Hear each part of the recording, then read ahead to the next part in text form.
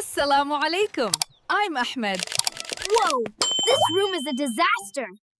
Maybe I should clean it, or maybe I will just play instead.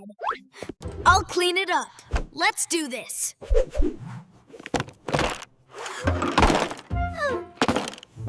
Ahmed, remember, keeping your space clean is part of responsibility. Even the Prophet, peace be upon him, taught us to take care of what we have. Hey, what's wrong, Salim? I lost my kite. I can't find it. No worries. I'll find it. Come on, where's the kite? Found it. Here you go. Thanks, Ahmed. Helping feels amazing. Should I help the kitty? Here, little one. Have some water.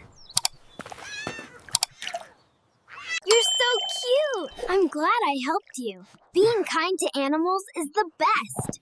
It's the little things that matter. This book's full of amazing lessons. Prayer time is important. Bismillah.